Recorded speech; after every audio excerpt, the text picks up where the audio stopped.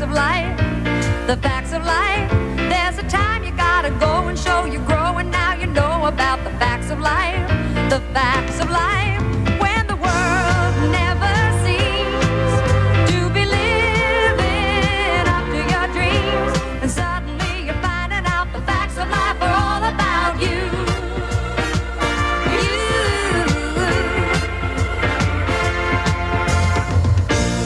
It takes a lot to get 'em right when you're learning the facts of life.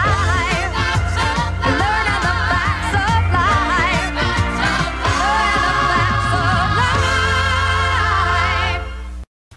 Hello, Planet Earth. Welcome back to my YouTube channel. We're at IDK, my BFF Jill 730.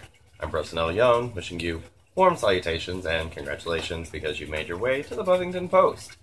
So, as promised, today we are going to start on my playlist, Crackpot Theories, because I've got a theory, a crackpot theory, about the first being in Season 4 of Angel. So let's take a minute and define what exactly the first evil is. So it's never made explicitly clear to us, so please allow me to take the liberty to define the first evil. So the first evil, as we know, can only take the form of people who have died, whether they be, actual human persons or demon persons. It matters not.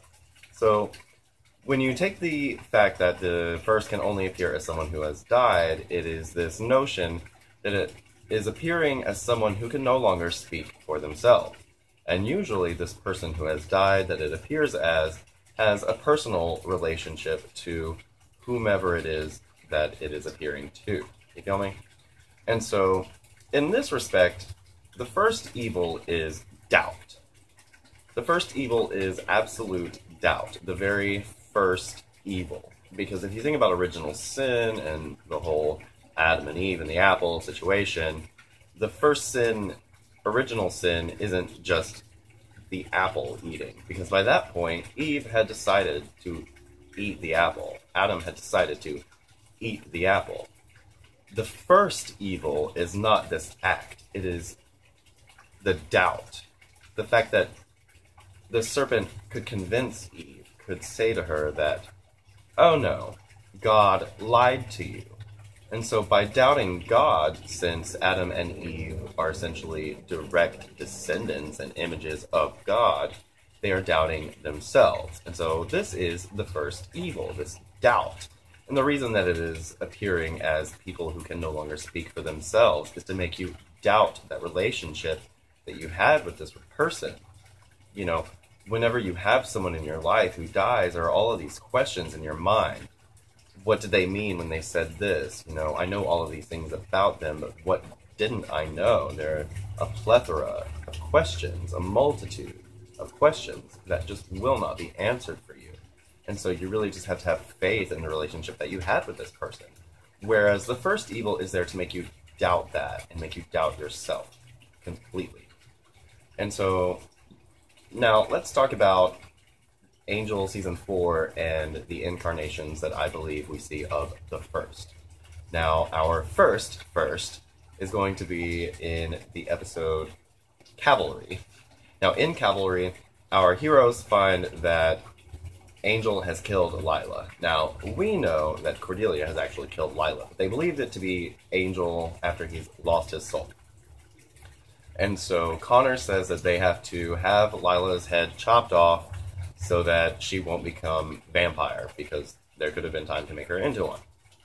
And so Wesley takes it upon himself to go and do this. And so he's down in the basement, and Lila appears to him, in his imagination. He's imagining that he sees Lila there, and he's having this whole conversation with her. And basically, when he's talking to Lila, this conversation with Lila leads him to the idea that he should go and release Faith from prison.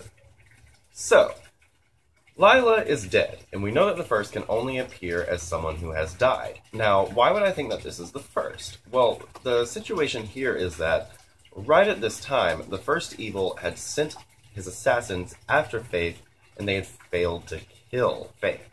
And so the first evil is trying to wipe out the Slayer line. It tried to get Faith, couldn't get Faith, and so now my idea is that it is actually sending Wesley to go and break Faith out of prison so that the first evil has a better chance at getting her. And plus, if Angelus kills Faith, which he's like to do, then all the better for the first, etc. And so Lila as the first is the first of the first that I believe we see in Angel 4. So, as we move on through Season 4, after, of course, they break Faith out of jail, Faith comes in, they save Angel, they put his soul back in him, etc. The whole situation with the first comes up once more. Once they find out that Cordelia is in fact possessed by this crazy cray. Cordelia has convinced Connor that he has to sacrifice this virgin girl in order to put his stanky stank handprint all on her belly to bring about Jasmine in this crazy birth ritual, right? So, what is Jasmine? Well, Jasmine is the opposite of the first in that she is just this kind of blind faith, this blind trust. As soon as you see her, you immediately just fall under her spell and you just do whatever she says. And sure, she's gonna like eat a couple of people or whatever, but basically she's gonna make the whole world this utopian wonderland that we all live in, and a few people die, but for the most part we all live in peace, serenity, and glorious happiness. We don't have any worries. It's all going to be great. Now, this is a problem for the first evil. Now, the first evil is trying to basically swallow up the world, just gobble it up and destroy all of creation, which is, you know, what evil does. That's the whole calling card for evil. So, basically, my idea is that the first evil would not want this to happen. And right about the time that Connor's going to get this virgin girl to give her blood, to put his stanky-ass handprint all over Cordelia's stanky belly, is that the first appears to Connor as Darla. Now, Darla appears to Connor, and Darla is trying to convince Connor not to do this, that it is in fact evil to do evil in the name of greater good. You know, doesn't matter how you slice it, it's still evil to just kill innocent people. And so she claims that she was sent down by the powers that be. But I don't believe this. I believe that this is actually the first evil come along to try and stop Jasmine from being born, because Jasmine is going to totally ruin this whole plan. Because, yeah, even though the first is going to have this army of vampires, even demons are caught under Jasmine's spell. And so, when, yeah, he sends out his army of friggin' uber vamps and tries to take over the world, Jasmine can just say through her, like, hive mind, stop them. And, you know, they could probably stop them with all the humans in the world, and the demons, too. And so, I'm thinking the first evil does not want this to happen. And so, whatever, the first, as Darla, cannot convince Connor to do this, and sure enough, Jasmine gets born. And, you know, this is basically, you know, a crackpot theory. That's the name of the play, is Crackpot Theories. So, the crackpot theory here is that it may not be possible at all, but I think it's completely plausible. I think you could totally slip this right in, because the whole thing about it is, right after Jasmine, like, is born or whatever, the power goes out in Sunnydale, which is why they are unaffected by Jasmine's whole jazzmania that she creates when everybody falls under her spell. Because even when you see her on television, you know, you fall under the spell. And so, since the power is out in Sunnydale, because everyone's evacuated, basically, Buffy and Willow and Xander and Giles and Dawn and everybody there don't fall under Jasmine's spell, because they don't have this connection to the television. So that's one way that, you know, they're not going crazy. And so, think about this, Planet Earth. I want you to get back to me and tell me, do you think this fits as well as I do? Do you think it's plausible? Because I think it is.